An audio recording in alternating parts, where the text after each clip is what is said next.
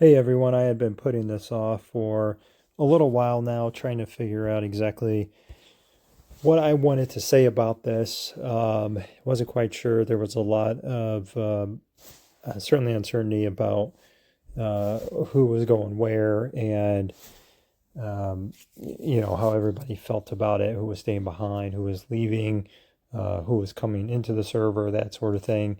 And there just wasn't a clear answer until probably about a week. I would say a week and a half ago, and now things are shaking out, and we're certainly seeing.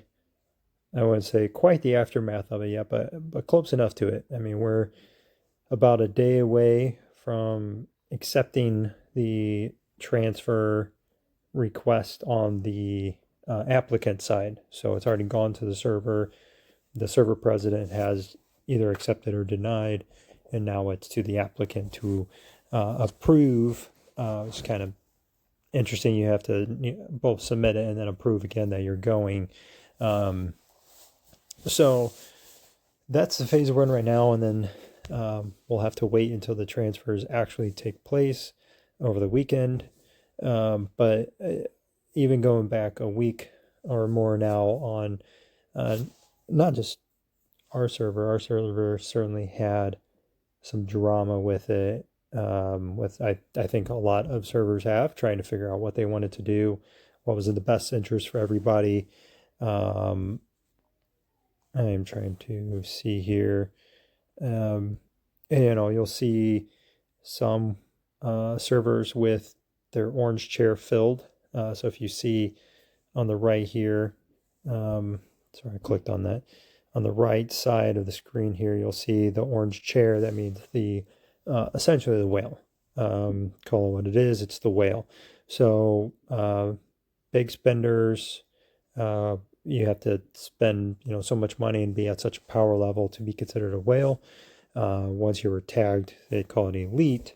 Um, you could only move one of those to any other server. There's only one spot. Of course, there was a lot of interesting comments on both sides about whether there should have been more than two, or sorry, more than one, should have been two. And then those that were tagged as elite that maybe shouldn't have been. Just for reference, you have somebody that is, say, 450 million total power, and their March size is, or March power per team is 70 million. But then you have somebody that's 240 million total power, and their marches are, somewhere around 50 million. So huge difference in power, total power, and everything. But they're both tagged elite. And if you're moving to another server, and say you're going to server 79 here, that's accepted one, are they going to accept somebody that's 240 million in total power, or do they want to bring in a real whale that's a net 400 million power, 350 million power? And so there's such a huge gap in that elite column that has drove some servers to making choices that maybe they weren't initially planning to make. And I know of a lot of server transfers and plans that people have made that fell through because of that, because they weren't going to be able to move everybody they wanted to. And then you're limited to the 5 purple seats, and then your blues, which your blues are more of like your average, um, maybe like either a low end spender all the way down to some free to plays if they're really active and do well. It could be some free to play players, all the way up to people that have 35 to 40 million March power, but have maybe one strong team, and the other two are just kind of okay. So the blues got a pretty good range to it too, and that was kind of a pain because there were a lot of blues that maybe should have been whites, and whites had the biggest spots, or sorry, the biggest pool to fill with 60 seats.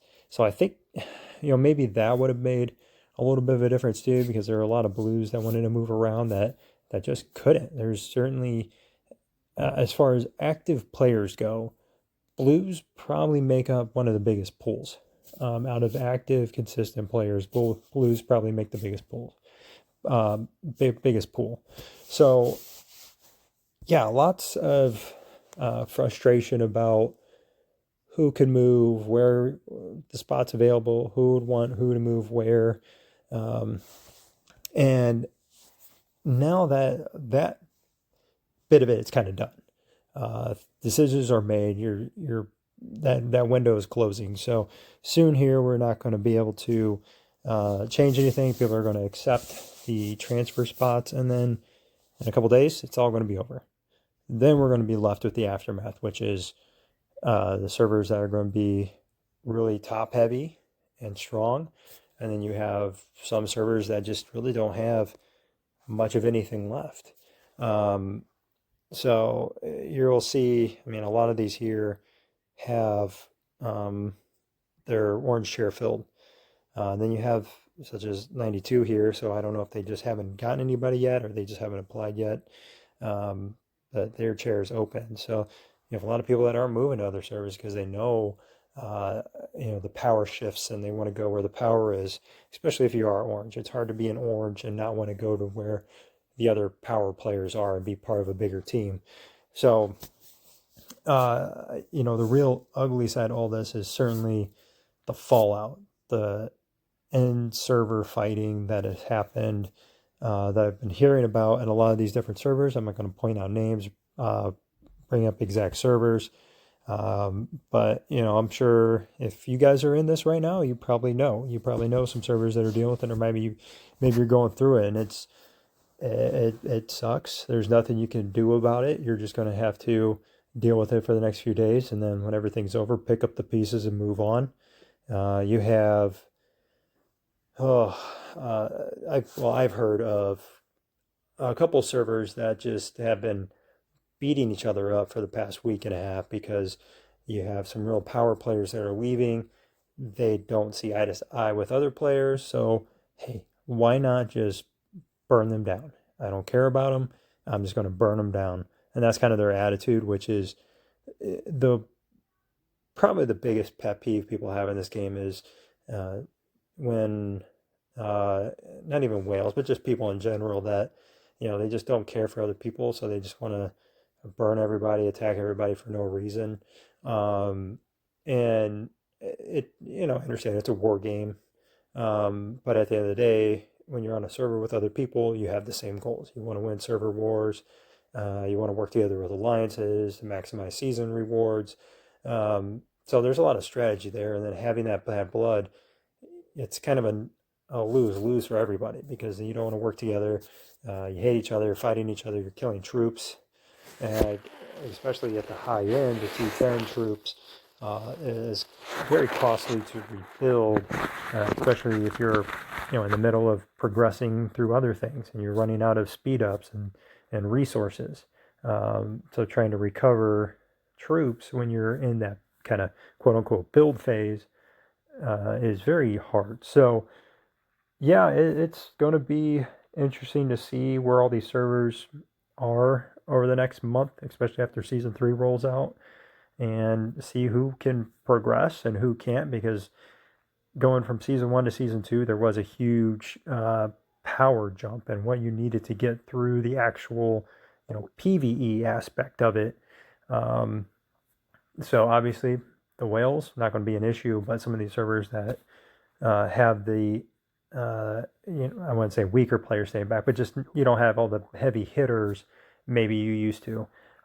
It's going to be a lot more difficult, because you're going to have to rely on a lot more people to work together to get through the season and unlock, go through the cities and everything. So yeah,